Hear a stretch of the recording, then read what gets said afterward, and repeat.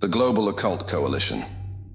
A question that frequently comes up when talking about dangerous SCPs is, why doesn't the Foundation just eliminate them? In many instances, this seems like a reasonable question. It can be puzzling that the Foundation puts so much effort into containing certain dangerous anomalies, when simply destroying them might seem like the easier option. However, the answer depends on the SCP in question.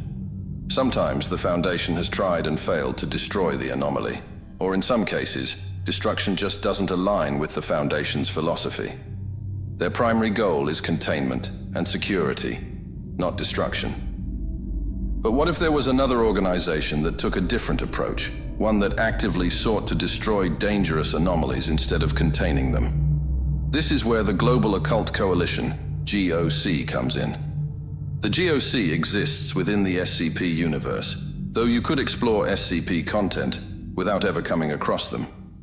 However, many SCPs known to or contained by the Foundation are linked to the G.O.C, and there are numerous stories about them. This video aims to give you a solid introduction to the G.O.C and how they operate, so you can dive deeper into their role in the SCP world if you choose. The roots of the G.O.C can be traced back to an event in 1882, when a group of German occultists managed to capture and destroy an energy-based entity that had been worshipped as a god by several ancient Semitic tribes. The entity's destruction triggered a psychic backlash, which affected certain sensitive individuals in the area. This included philosopher Friedrich Nietzsche, who later wrote about the concept of God being dead, likely referencing this entity.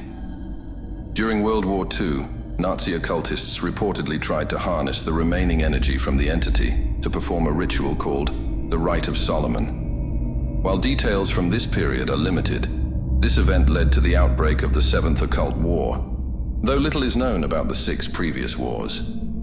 Afterward, the Global Occult Coalition was established to prevent similar occurrences. By this time, the SCP Foundation already existed, but it operated largely on its own, with very little oversight from any governmental authority.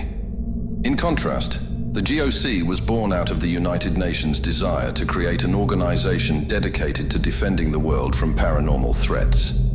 The G.O.C was formed through the cooperation of 108 different paranormal organizations, including the Bavarian Illuminati, the Knights Templar, and the United Church of Satan. These groups joined forces to handle a wide range of anomalous and supernatural phenomena, with funding from the United Nations and oversight to ensure transparency.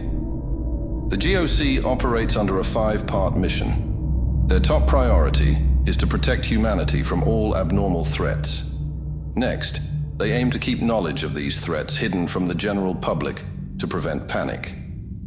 Third, they prioritize safeguarding individual lives, provided it doesn't interfere with their first 2 goals.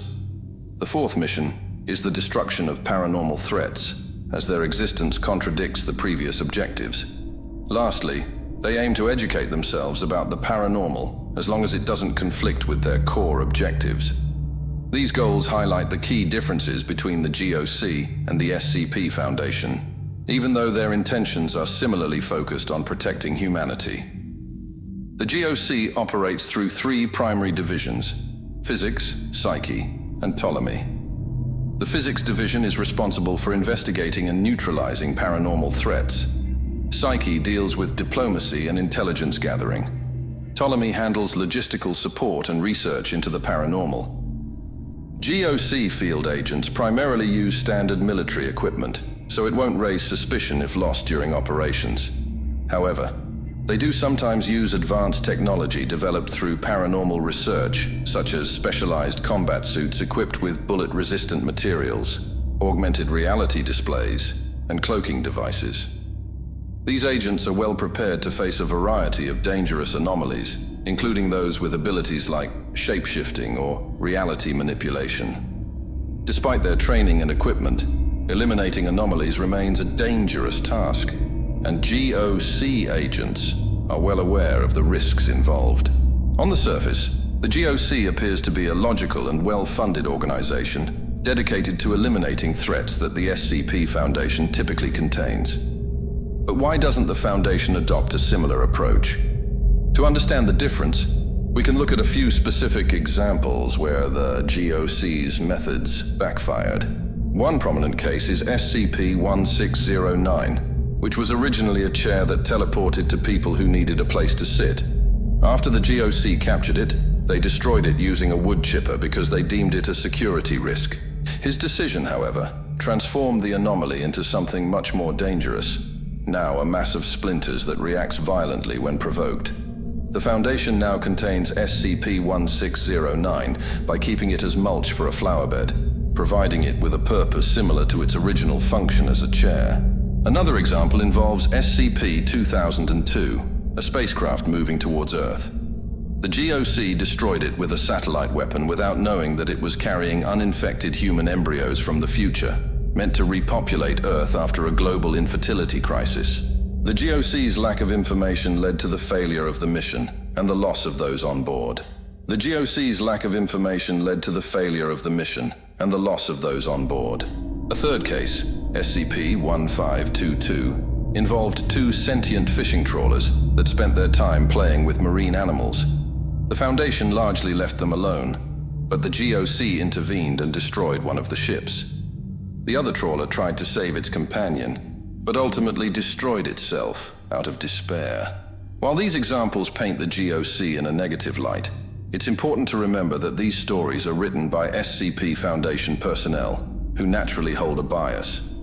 In reality, the G.O.C. is more complex, and they don't always resort to destruction. They have been known to negotiate with anomalies, and they aren't shy about acknowledging the mistakes made by the Foundation as well. In conclusion, the G.O.C. operates with the same goal as the Foundation, to protect humanity. However, their methods differ significantly, and whether or not you agree with their approach, they play a vital role in the SCP universe. This overview should give you a foundation for exploring more about the G.O.C. and their place in the world of SCPs. While they may sometimes be portrayed as adversaries to the Foundation, the two organizations do occasionally collaborate, and both exist to ensure the survival of humanity